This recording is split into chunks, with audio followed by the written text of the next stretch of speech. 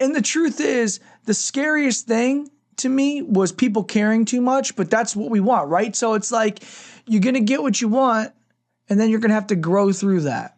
People are saying, oh, you're stupid. We don't care about your ideas.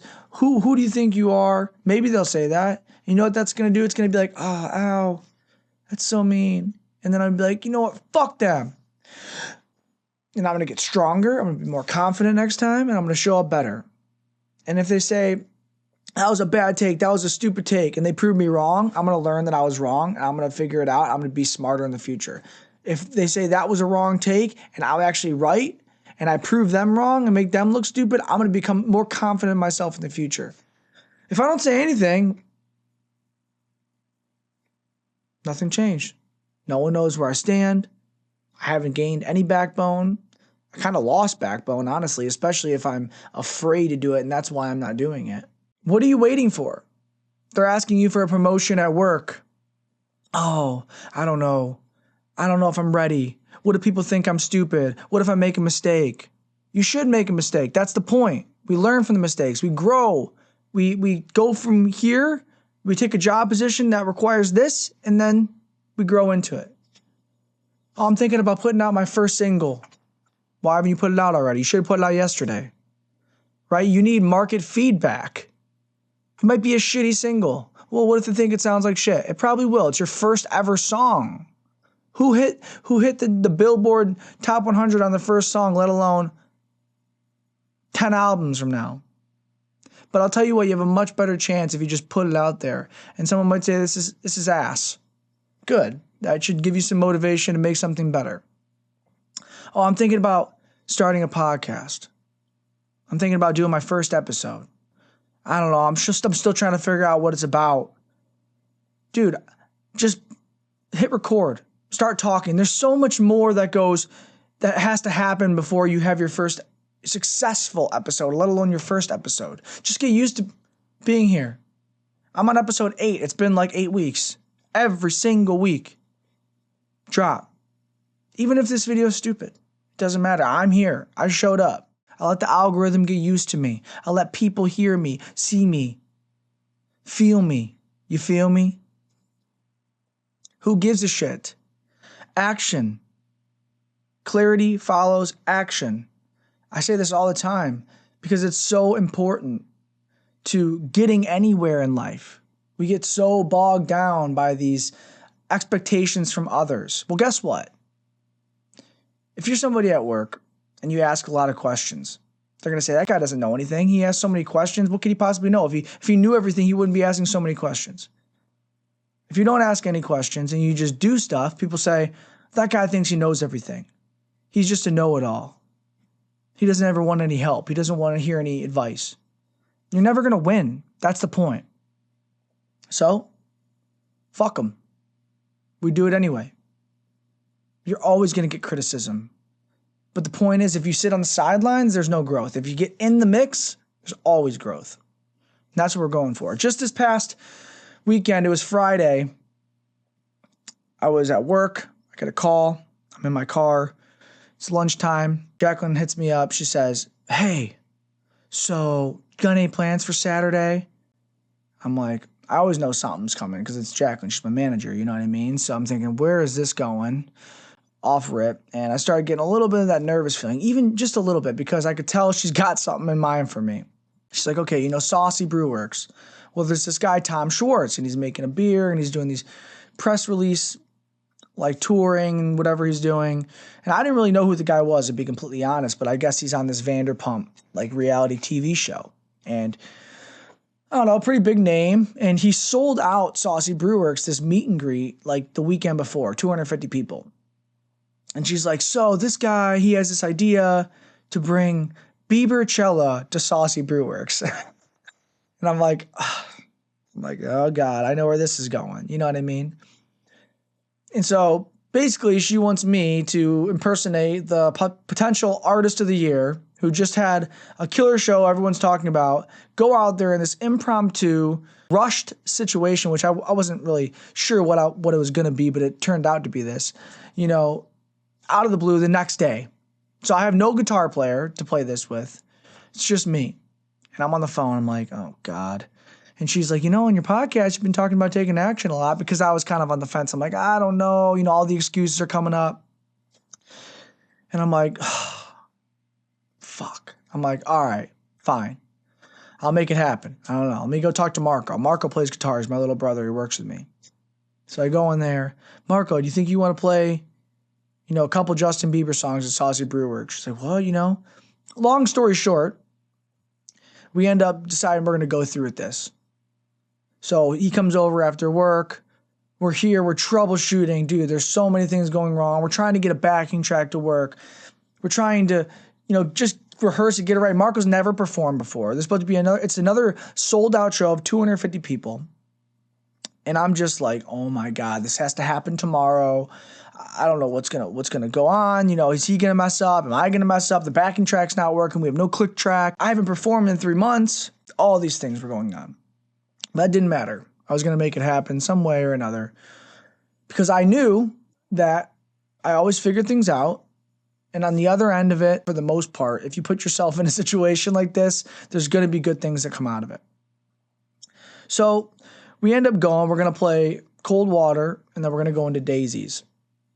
And we get there, and I have all sorts of stuff. I always come with extra things, because when you've been doing enough shows, you realize that you always don't have enough stuff. So I bring all these extra cables and extra mixer, and I get there, and the DJ who's supposed to be running the event is actually the DJ for Red Jumpsuit Apparatus, which was really cool. And he was running around like a chicken with his head cut off, showed up a little late, was at the Rock Hall with Tom early, and he didn't have a mixer with him. And I'm just like letting him set up, letting him do his thing, trying to stay out of his way, because I know how it is. You don't want people bombarding you when you're trying to set up your stuff. But eventually I went up to him like, hey man, like, we're supposed to be performing something, very little information this whole time. And that's just kind of another thing about the action I'm taking, is like, trust me when I tell you, this was not a comfortable situation. I did not know what I was getting into, but I didn't care. It's like, it doesn't matter what we're getting into. We're going to be able to handle it. We're going to take action. And from there, we're going to find the clarity. So the dude's like, actually, bro, I don't have a mixer. I don't even know how I'm going to do this. And I'm like, all right, well, I guess I got you. Here's my mixer. He's like, oh, how many channels is it? 18 channels.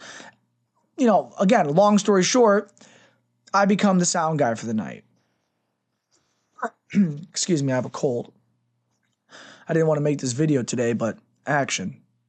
So I end up becoming the sound guy. I hook up all his stuff. Meanwhile, I have a laptop. I have a few other things going on that it was sloppy too. I mean, this is last minute stuff. So very susceptible for things going wrong when it's this last minute. So I'm routing him into my system. And, he was good. His stuff was working. His mics are working. We're supposed to go on at 2 o'clock. I met Tom, nicest dude ever. Super cool guy. He wants to start like sooner than I thought. So I'm like, well, my parents are coming at 2. They want to see it, Maybe I can call them and they can be here at 1:40 at least. Oh, yeah, whatever. 1:20 comes around. He's like, oh, you guys know about Biebercella? And next thing you know, I'm being rushed out onto the staircase to do this performance. Me and Marco. Marco's fucking, what do we do? He's getting down on the stairs, and I'm like, oh, we gotta do this. And I'm like, Schiff, is the pedal right? Because I have a pedal thing for my voice. And it's just like, everyone's looking at me. He's like, Biebercella. Like, this is kind of the cue. Like, oh, you guys know, like, Biebercella. And like, he's looking at me like that's kind of the cue of like, we're supposed to start. But people don't realize, like, I need a second to get set up, plug the mic in. I got to keep stuff out of the way so people can walk through the path. And then I get in the path and I got to plug it in. So it's this extremely stressful environment. I'm sweating now. Everyone's looking at me. People on this side, down low. 250 people in this place. We start singing Cold Water. It's rough. We're getting through it. Another thing too about these quick like 2-song impromptu things is like you don't really have any time to warm up, get in the groove. As soon as you start feeling okay, you're getting off stage. Anyway, so we bust through Cold Water. The mic was kind of quiet. It was kind of muffly. Somehow the speaker system wasn't really working right for our set because it's routed in some way that we didn't get a sound check. Oh my God, it was just a nightmare. Then Daisies comes. the key of the song. So usually I have an auto-tune pedal. Usually it's nice for when you have long sets and stuff like that. I mean, I performed for 2 hours before. It just takes the edge off. You keep a real low retune speed, which is just how much the auto-tune's affecting your voice, and it takes off the edges a little bit. It makes you get a little bit more peace of mind when you're trying to bring that energy and just entertain a crowd. So it's in the wrong key. And what that means is when you try and sing the song, no matter how good you sing it, it's not going to sound good. So we performed Daisy the whole way through in the wrong key. So that was good. With that whole situation being said, the point of the story is it was a complete clusterfuck. It didn't really sound great, but somehow the crowd liked it. They enjoyed it. They wanted to know when I was performing next. They liked just the energy and the impromptu moment. And Tom loved it. And I met Tom, and he was great. And I met this Talon guy who's the DJ for Red Jumpsuit Apparatus. And Saucy Brewworks appreciated it. We got free drinks, free food. We had a good time with friends. And I guess I'm just explaining all this because it's like, it was not necessarily smooth, clean action, you know what I mean? But it was messy, rough, borderline ridiculous action, but there were so many positives that came out of it. I got posted on this dude's story. Saucy Brewworks really appreciated it. Somebody asked us if we want to do a halftime show for the Cleveland Crunch eventually this summer, maybe. You just meet people like this. And we had a good day. It was fun. We were with friends. We were hanging out. And so that's what you get when you just decide on a whim, let's take the action. Was it embarrassing? A little bit, but that's the thing. I grew in that moment. I can go in front of a crowd and blow it and look like a fool and get back up and do it again. That's a skill. That's hard to do. 95% of it is confidence, whether it's confidence in singing, confidence in talking. That's where all of it comes across well or it doesn't. Finally, that day's over. And it kind of inspired me, though, because I did have fun, just singing, getting involved again. Marco came over. We practiced the day before. So I ended up, I'm going to go get this beat thing. I haven't had the band in a while. We kind of broke up or whatever you want to call it. And so I wanted to make something. I'm tired of these YouTube beats. It's all the same shit. So I'm like using this new thing with Ableton Live. Yeah, it's called the Launchpad X, actually. It's over here. That's why I had to look at it. But you can just program things. The next thing I know, I'm producing this music. And I always would think like, oh, these producers are so smart. They're so awesome. It's so complicated. And it can be very complex, not to take anything away from you producers. But, it always seemed like something that I can't do. Well, take action. Buy the Launchpad. Bring it home. Set it up. Get Ableton working one step at a time. Next thing I know, I made a whole beat. I made the hook. I made the verse. I wrote to it. I sang to it. I did the whole thing. It was sick. You're hitting this thing. Take that sound away when you're singing the bridge or something. Put it back in on the hook. You get the point. And now I produce music. So you see how call from Friday, decided to take action by the Launchpad. Now I'm producing music. Now I'm making music. Now who knows where this goes. Maybe I'm performing this music at a stadium for the Cleveland Crunch soon this summer. That's how action evolves. And that's what this video is about. I'm trying to explain. The more you put yourself out there and decide that I would rather do it badly than not do it at all, you set yourself up to do it well. Another thing about what happened over the weekend at Saucy is everybody in the crowd watching me, borderline blow it. They wouldn't even get up there and take the chance to do a good job. So I'm already, no matter if I blow up and fail and look like an idiot to them for those 5 minutes, to me, I feel good about myself just being able to face that dragon, whereas other people can't. And I don't have analysis paralysis.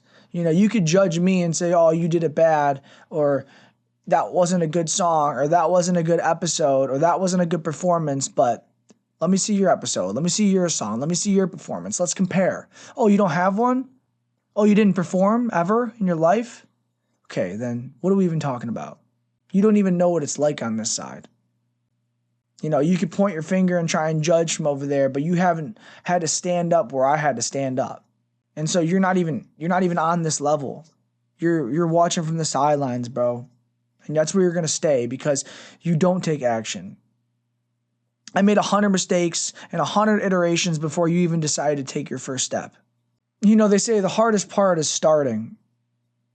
And that's so true. And that's the beauty of this idea of clarity follows action. It's a precursor. It's such a powerful slogan because it's a precursor to great things. If you just start, okay? This is a snowball. That's what those hand motions are representing.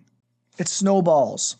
If you just analysis paralysis ideas, oh, it's in my head. It's going to happen one day. When? They're going to care about this song we've been promoting for the last 2 months so that when we drop it, I'm sure they're all going to be wondering. I'm sure they don't have a million other things going on in their life and their own jobs and their own goals and their own aspirations. I'm sure if we just keep posting, talking about it's coming soon, drop the song. Yeah, we'll see how well that does for you. Or drop a song today, right now, and then tomorrow. Or at least once a week, or at least once every 2 weeks. Become consistent so people expect that song. And then maybe you pick up this person, pick up that person. Your net becomes so much wider. That's why I've been doing this podcast so consistently. I didn't feel good today. I didn't want to make this episode, to be honest with you. I was like, whatever. What's one missed episode? I'll get back on it. But you know what? It matters. I've been seeing a lot of success with people actually caring more than they did before. Just in little signals. It's just little signals. It's more comments or someone messaging me more often. My phone is more frequently getting a like post, more frequently getting a comment on all sorts of videos, even old videos, right? Because it's the net starts to become casted out. When you're just talking about this episode you're going to come out with in, a couple weeks, don't worry, it's coming. Your net is on that one episode, bro. But every day, you can make that net a little bigger by just showing up, by just taking the action and publishing. The publish button. If you don't publish it, it just stays in here. And here's another angle for you too that I really like and I've been really leaning into lately. Nobody cares what you're doing. Nobody cares. And that's so good. I've heard about this topic brought up online, but I'm just going to punch it home real quick because it's so freeing to know that I could post anything. I posted some things I thought were even a little bit controversial. And in my head, I was like, oh God, am I going to get pushback? Dude, no one gave a shit. It was actually kind of sad. I was all worried that I was going to be having to fight these imaginary mobs of people that are you don't get it, or that was a bad take or something.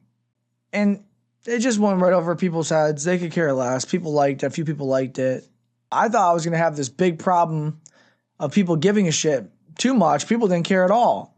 And so, yeah, it's a little sad. It's a little embarrassing just to say out loud. But it's not, though, because I could just keep posting things. This is the thing.